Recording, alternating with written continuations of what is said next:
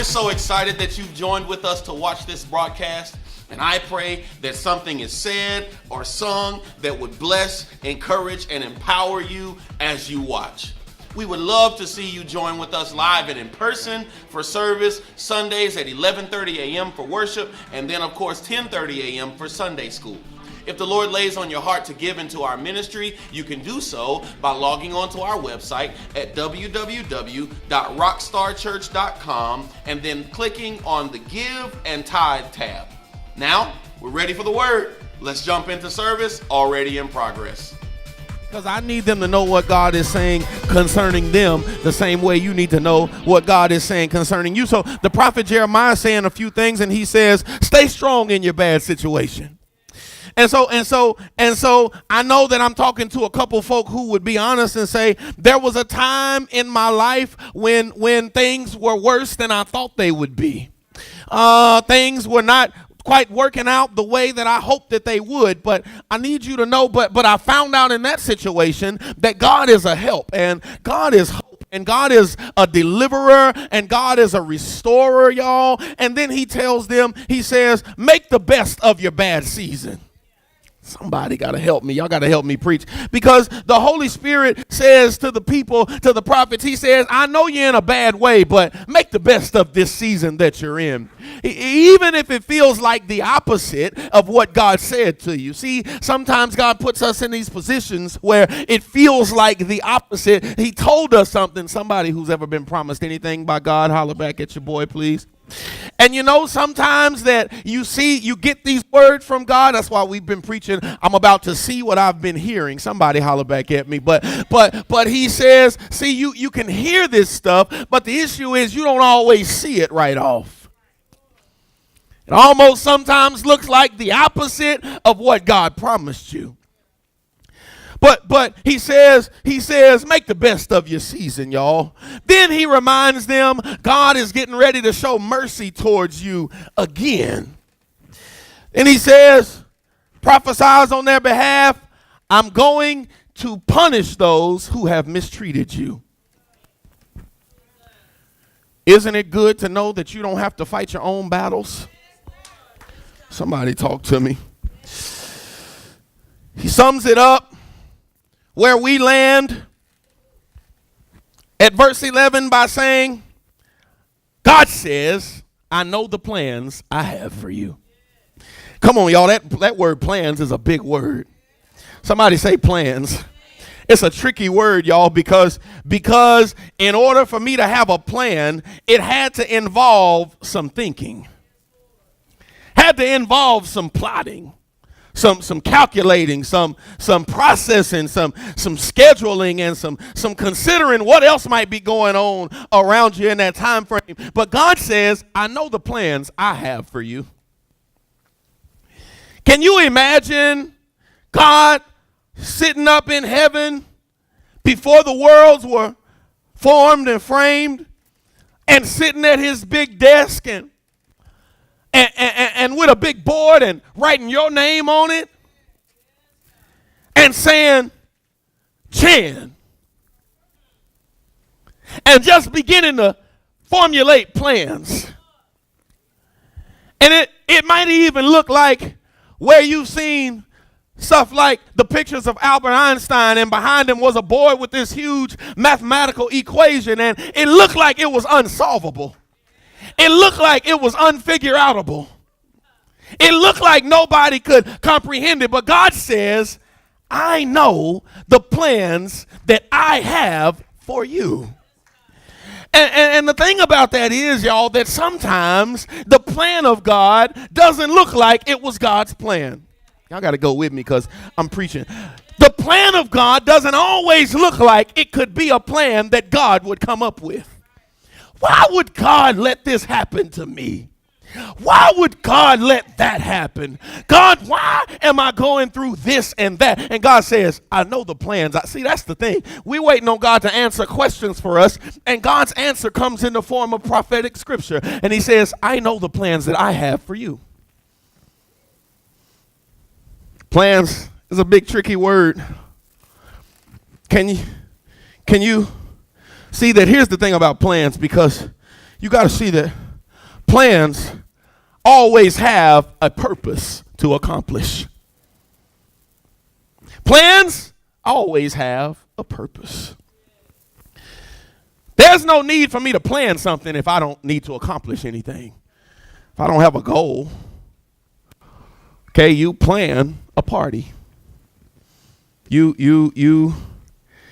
plan your work week.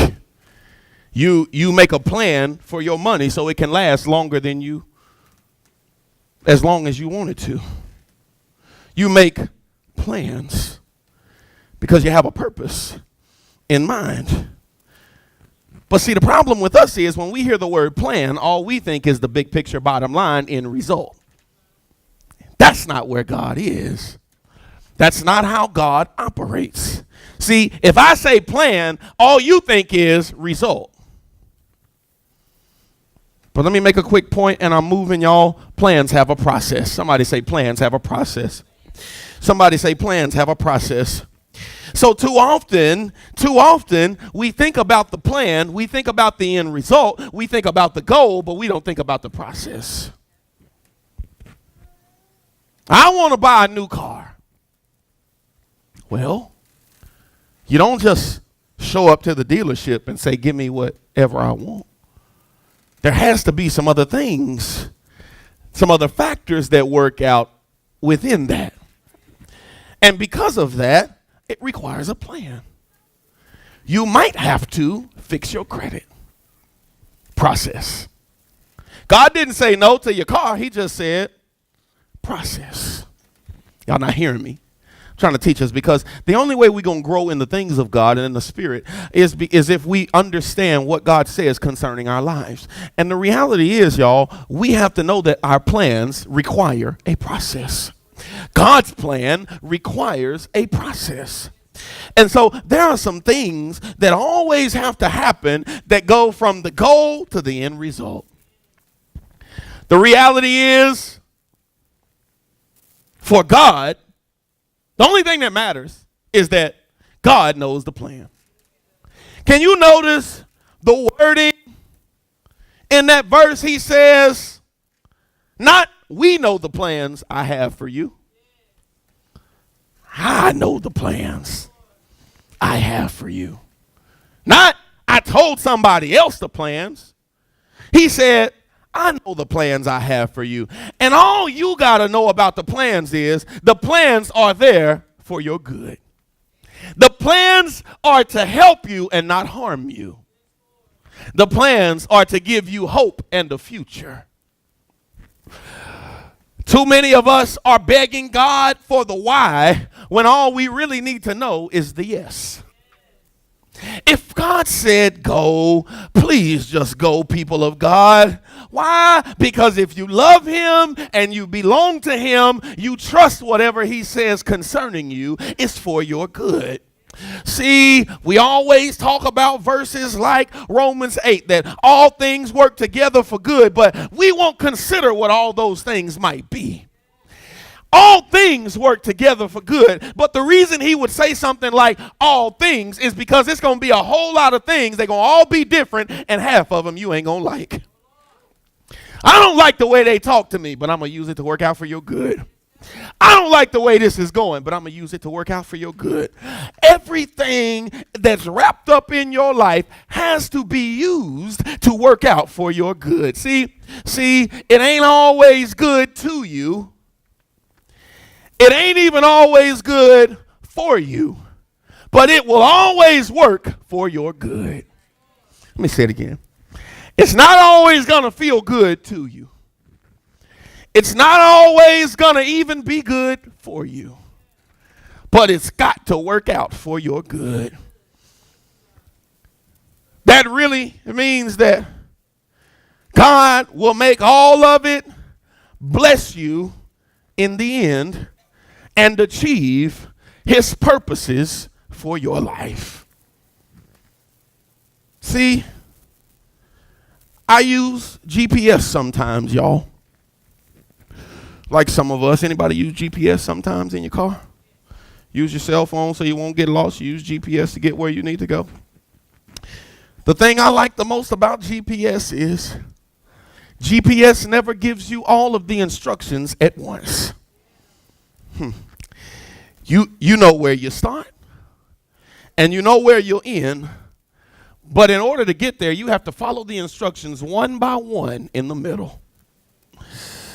If you get too much at once, you'll forget and you'll get lost. You'll even probably start to think, I know a better way to do it than this. You mess up the route thinking you can see what the machine can't see. But what we got to understand about GPS is it's governed by satellites that can see what I can't see. It not only knows where we're going, but it sees the potential issues along the way that might change our destination. God is the same way. And while I'm trying to tell God the way, he's saying, son, daughter, I am the way. I am the truth and the life. And I know what you need before you even need it. I made all the traps get out of your way. I made your mountains move. I made the sun set and the moon rise, and you can't tell me where you're going. You just got to trust my plan. I can think back across the scope of the Bible and how many times God told somebody to go somewhere and do something, and they said, I got a better way. I can think back all the way to Genesis and find Noah. And when God said, go build an ark, the people said, Noah, you a fool. It ain't rained in 2 years. There's no way it's going to flood and you're going to need this big old boat. I can think down the line and go find Jonah. When God said, go over here and preach, and he said, I'm going somewhere different. Found himself in the belly of a whale. I can go all the way across the Bible. I can go to Abraham, one of the fathers of our faith, and find when God said you and your wife gonna have a son, how he went and found another way to do it because they didn't believe that after they got to be a certain age, God could still work it out on their behalf. I can go all the way across the Bible and find folk who figured out they had a better way to do it. But the end result is you got to trust God and know that when he says that he has a plan, it's got to work out for your good. That's the thing about the plan of God. He will not reveal it all to you at one time. Why? Because like GPS, your miracles, your blessings, your breakthrough, your season is determined by your obedience. GPS says if you follow the current step right, I'll give you the next step. Your next step is only determined by how well you followed the previous step. But God says, if I get off course with my GPS, it causes me to have to reroute, redirect, go a different way. That's the thing about God, y'all. Right now, a lot of us are being rerouted, redirected. We are being put back on track because we got in our flesh. We got off course. We got off the path. We missed some instructions. We did our own thing. We got into some stuff that wasn't in the plan of God. And now it's had to change our future directions. Because the reality is God is still trying to get us to our destination. He's still trying to get us to where he wants us to be. But the problem is we moved out the way. And so now God has to not only get us there, but he has to get us back on his path. Let me make another point, y'all, and I'm moving on here. Tell your neighbor, say, keep seeing the bigger picture. Keep seeing, look at somebody now, tell them, keep seeing the bigger picture. What does all this matter, y'all? The point is, no matter what God's plan for your life is, it's a good plan. Two questions. I have two questions for you. Are you staying in the will of God? Is it God's plan or your plan? Okay, if God didn't tell you to move, then you sit your happy hips down. If God didn't tell you to go over there and do that, then you don't go over there and do that. And that's how easily we get out of the will of God. And so now our lives are all tripped up and confused because we start trying to do our own thing. So my first question is, are you staying in the will? Second question is, do you trust the plan of God? Too many believers these days are too shallow. They're too fickle. They're too immature to stay with the plan. See, when we get uncomfortable, the first thing we start doing is, what's our next move? I don't know about you, but I've been driving with GPS before, and it gave me an instruction. But the problem is, I got impatient with it, and I got frustrated with it because it didn't give me the next instruction fast enough. So after a while, because the GPS lady hadn't said nothing, I thought I was lost. Go with me. So I'm driving, and she says, go 20 miles that way.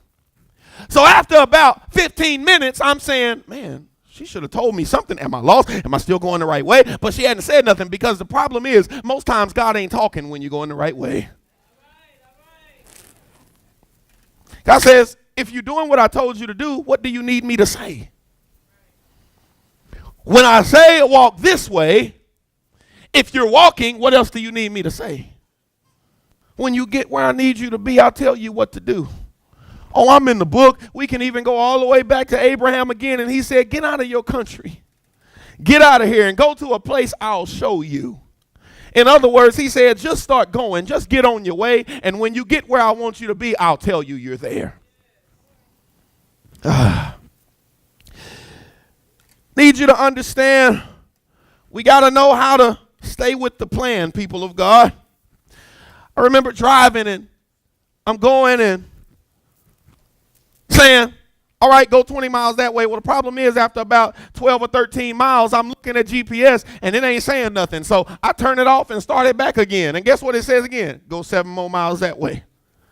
So I'm driving a couple more minutes, and she still ain't saying nothing. So I'm still driving. But I'm nervous because I've never been where I'm going before.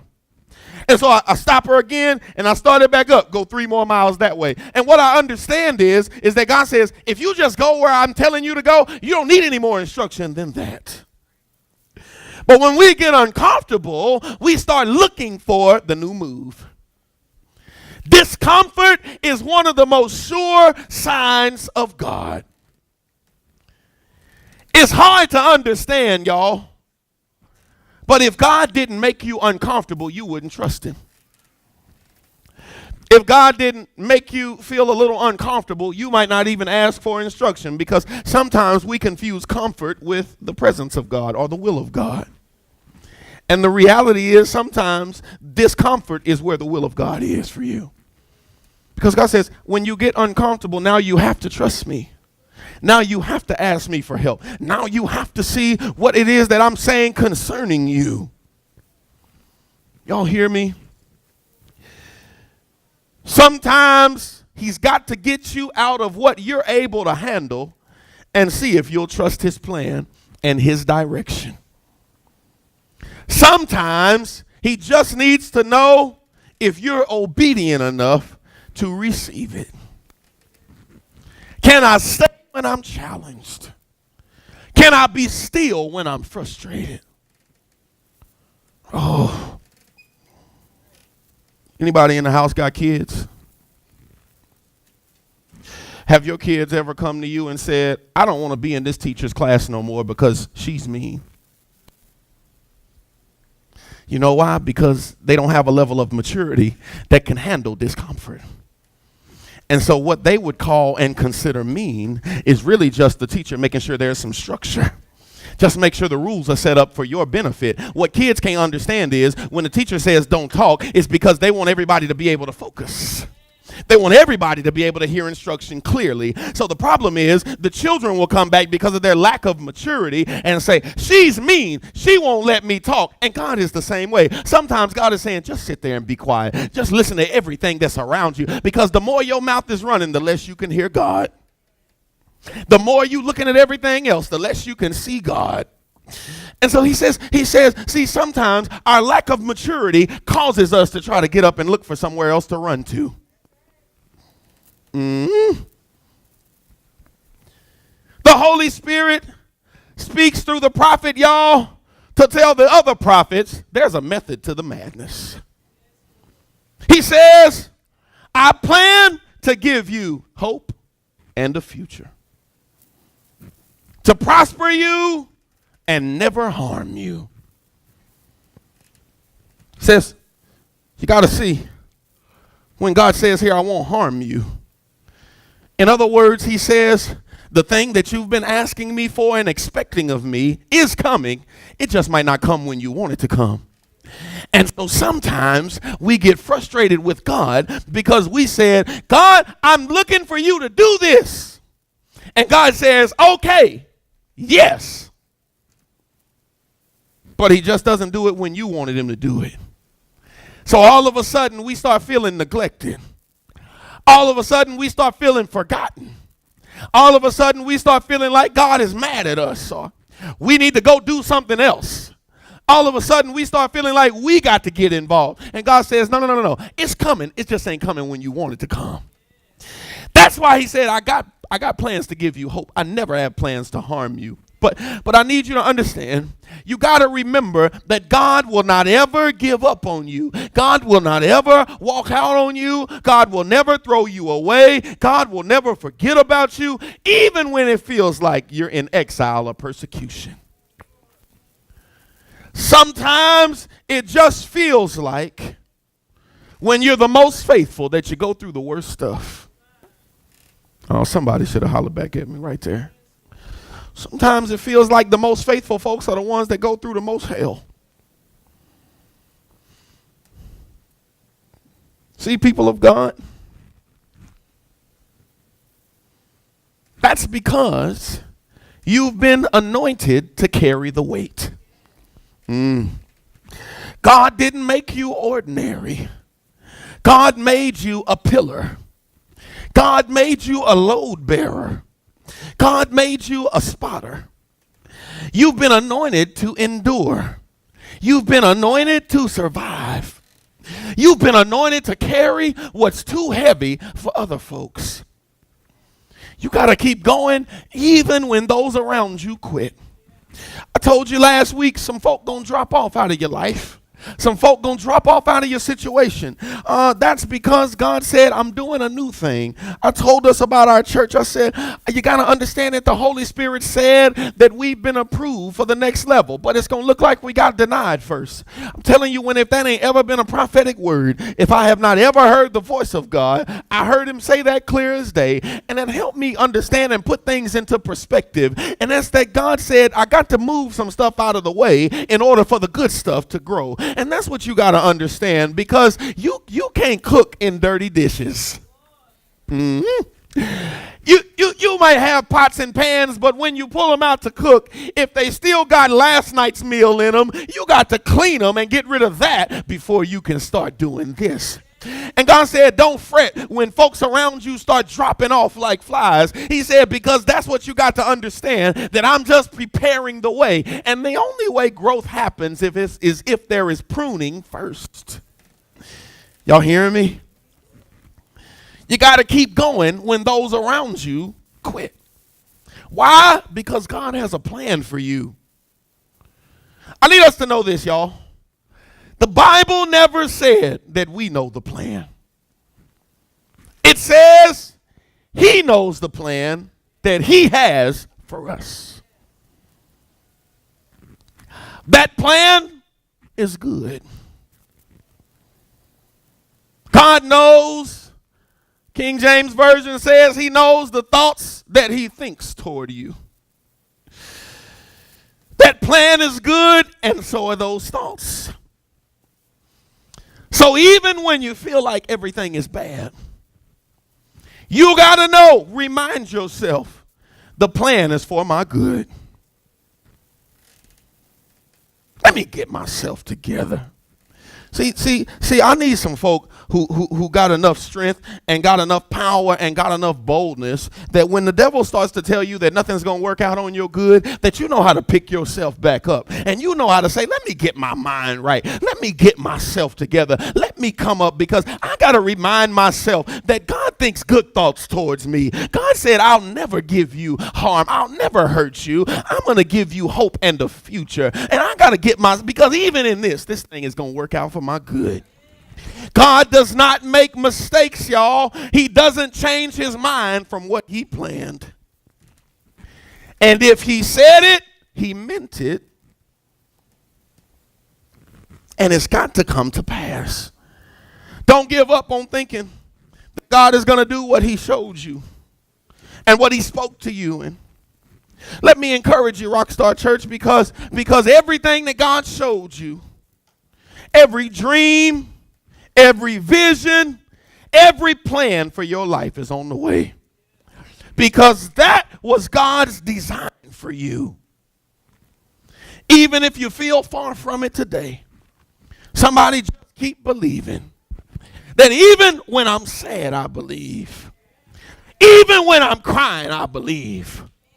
Even when I'm hurt, I believe. When I'm overwhelmed, I believe. Somebody help me. When I'm frustrated, I believe. When I'm depressed, I believe. When I'm distraught, I believe. When I'm disturbed, I believe. When I'm uncomfortable, I believe. When it's complicated, I believe. When I'm sick, I believe. I need you to understand, in spite of my circumstances, in spite of my challenges, in spite of my shortcomings, in spite of my hindrances, I still believe. I believe that God is not through with me yet. Anybody believe God ain't through with you yet? I believe God is using me to change my city. I believe that God is using you to change your city. I believe that God is using you to change your neighborhood and community. God is using you to change your job. God is using you to change your church. God is using you to change your family, change your home. God is using you to change your state. My season is not over yet, people of God. Your season is not over yet. My time has not yet ended. God is with you, and he's watching over you. He's providing for you. He's moving in you. And even if I haven't seen my change yet, still believe. Anybody going to keep believing? I'm done. Y'all jump to your feet. Anybody?